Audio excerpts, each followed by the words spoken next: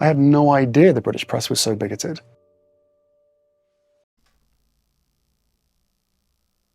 This one's wife. I'm too lazy to promote my show after H.G. Tudor ridiculed it.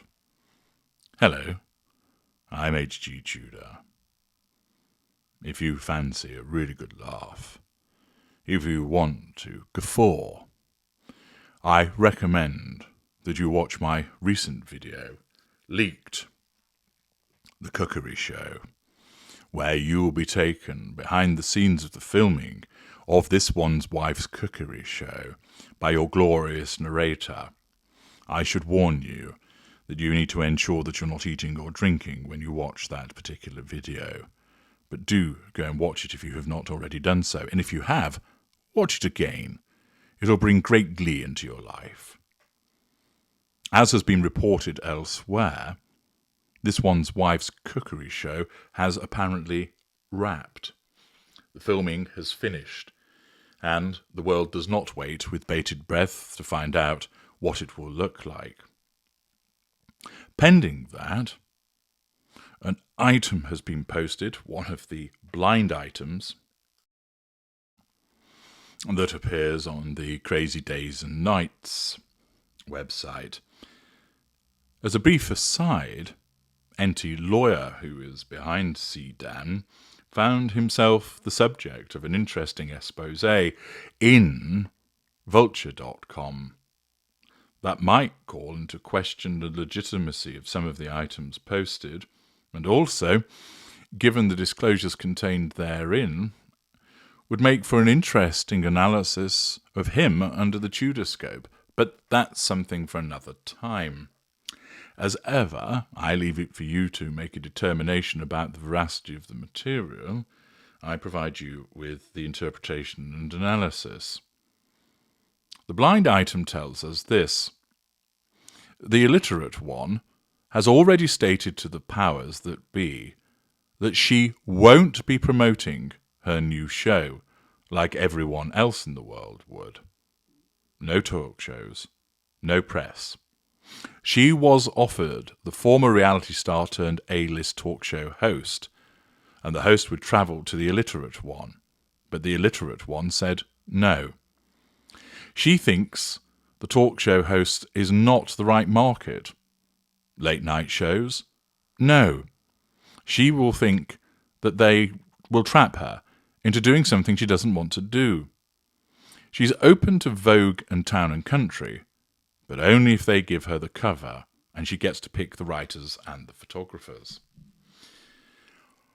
Thus, it's suggesting that this one's wife isn't going to promote her show in the usual manner, that she doesn't want to take what's been offered and instead wants to do it in a different way, whereby, as ever, there's the minimum of effort on her part and that she utilises Vogue or Town and Country, but there she gets the cover and she can dictate the writers and the photographers. You can make your own minds up about whether you believe that particular blind item, but it's certainly something that has more than the width of truth about it in relation to this one's wife. First of all, she ordinarily won't promote something like everybody else in the world would, because she believes herself to be above that. Her prevailing mentality is quite simply this.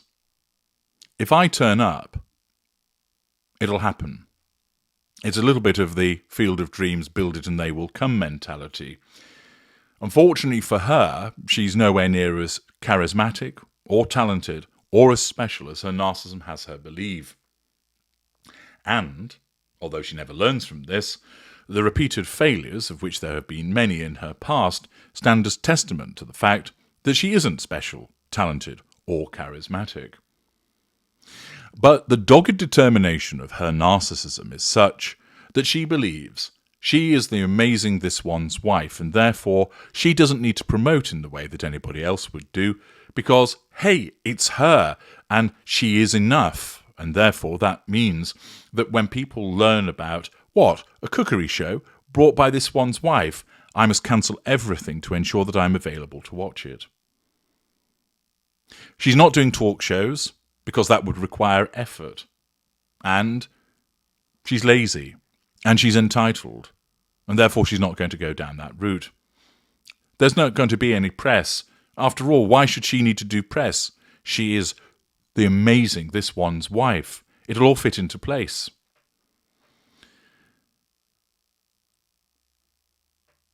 The suggestion is use this talk show host. They're A-list. No. The reason being is, once again, she cuts off her nose to spite her face, because the suggestion that she should use that person is interpreted by her narcissism as a threat to control. Therefore, she rejects it. The audience may well be entirely correct for the audience that she's seeking, but because it's somebody else's suggestion, and this is very common with the narcissist, her narcissism isn't actually focused on what the suggestion is, but what it represents, namely a threat to control. And therefore, in the circumstances, she rejects it.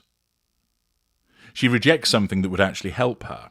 And those of you who've had an involvement with a narcissist will be able to think of the numerous times where you offered something, suggested something, even did something for the narcissist which actually benefited them, but they kicked off about it, that they rejected it, that they said no. And that's because when it goes through that distortion field of control, it's interpreted as a threat to control and therefore is rejected. Note, late night shows, paranoia. She thinks they'll trap her into doing something she doesn't want to do. This is what prevents her from ever being asked those questions that many of you want answered. That she will not relinquish that control so that she is asked difficult questions. That she will only ever appear at things where she has been able to control what she can say and what she's asked. Her narcissism will never allow her to put herself in a hostile environment or even a questioning environment, because that will be too much of a threat to control. She dictates terms. I'll do Vogue or Town and Country, but only if you give me the cover, sense of entitlement, ordering around, and I choose the writers and the photographers. Namely, I assert control once again. It's a combination of being too lazy to promote because she thinks that she's above all of that and it'll all just fit into place. The way that she believes that success is a God-given right to her, that it will just fall into her lap. And when it doesn't, she doesn't think to herself, well, that failed because basically I'm a work-shy fop, a grifting loser who couldn't be bothered to put in the effort. Instead, she'll blame somebody. The PR wasn't right. But you're the one that chose the PR. Well, you didn't advise me well enough. You should have insisted. We did, and you still said no. Well, you should have tried harder, shouldn't you?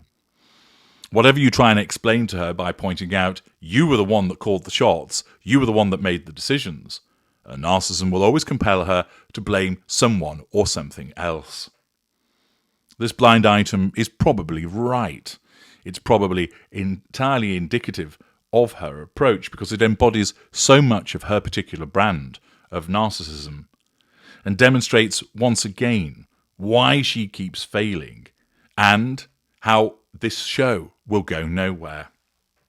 If, and it remains a big if, it ever meets the light of day, there will be people that will watch it by way of a grudge watch, although more likely one would hope and expect that individuals would rely upon people such as your glorious narrator to take one for the team to watch it and dissect it, and thus she doesn't get the number of views. I get the views instead, which would be lovely, wouldn't it? The fact is, she believes that she has a God-given right to success and doesn't believe that she should work for it. She believes that money and fame and networks and openings should all just be dropped in her lap because she is so special. It's astonishing to many of you, but her narcissism completely blinds her to her own shortcomings, and the result is this kind of high-handed, haughty and arrogant approach to the issue of promotion. I'm H.G. Tudor. Thank you for listening.